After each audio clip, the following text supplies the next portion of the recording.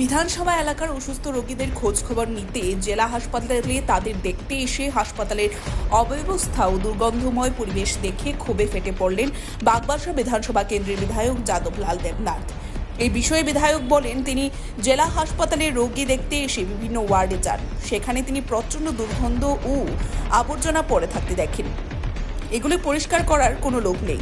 তিনি এই বিষয়ে কথা বলার জন্য হাসপাতালের নার্সদের কাছে মেডিকেল সুপারের ফোন নাম্বার চান, কিন্তু তারা ফোন নাম্বার দিতে পারেনি। পরবর্তীতে তিনি এক চিকিৎসকের কাছ থেকে ফোন নাম্বার নিয়ে মেডিকেল সুপারের সাথে কথা বলেন।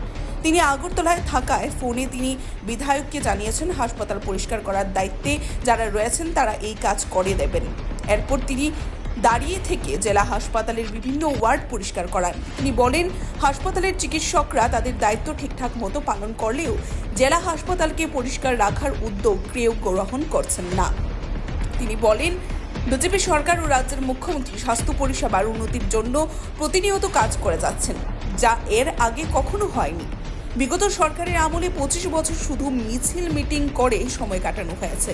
তিনি সাফ জানিয়ে দিয়েছেন, এখন থেকে দিনে 3 বার হাসপাতাল পরিষ্কার করা হবে এবং তার পাশাপাশি তিনি জানিয়ে দিয়েছেন, অন্যথায় তিনি এই বিষয়ে রাজ্যের মুখ্যমন্ত্রী সহ ধর্মনগরের বিধায়ক বিশ্ববন্ধু সেনের সঙ্গে কথা বলে এর উপযুক্ত ব্যবস্থা গ্রহণ করবেন।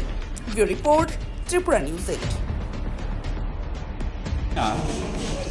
আমার বাগবাসা কেন্দ্রের 4-5 জন পেশেন্ট আছে, এখানে রোগী আছে। আমি যখন খবর পেলাম আমি তাদেরকে দেখতে আসি। এমনিতে বয়স্ক আছে, মহিলাও আছে, যুবকও আছে। এসে যখন আমি ঘুরছিলাম, সার্জারি ওয়ার্ডে গেলাম, মেডিসিন ওয়ার্ডে গেলাম, এত দুর্গন্ধ এবং আবর্জনা ছিটের নিচে জমে আছে, এটা পরিষ্কার করার লোক হয় না। আমি নার্সদের জিজ্ঞেস করলাম এমএসএ নাম্বার দেওয়ার জন্য, ওরা একটা নাম্বার দিতে পারছে না। আমি আমার পরিচয় দিলাম, তারপর ওরা নিজে আমাকে পাঠিয়ে দিল।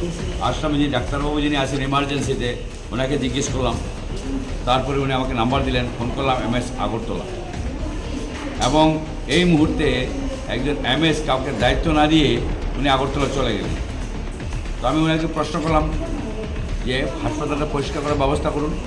উনি আমাকে কমিটমেন্ট করেছেন, যে বলে দিয়েছেন যে এখানে যারা আছে তারা পরিষ্কার করবেন। কিন্তু তারপরেও এখানে যারা ইমার্জেন্সি ডিউটিতে আছে তাদের কোনো হেলদোল নেই।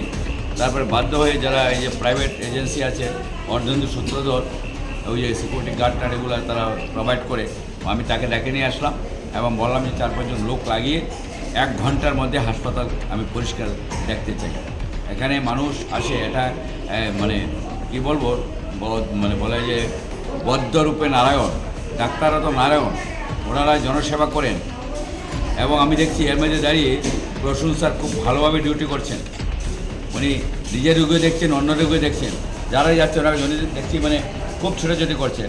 আমি ওনাকে থ্যাঙ্কস জানিয়েছি এবং আমি আশা করব যে আজকের দিনের পর থেকে হাসপাতালটা দিনে কমপক্ষে 3-4 বার যেন পরিষ্কার হয়, সেই ব্যবস্থা করার জন্য যা যা আমার তরফ থেকে করা দরকার আমি সেই কাজগুলো করব।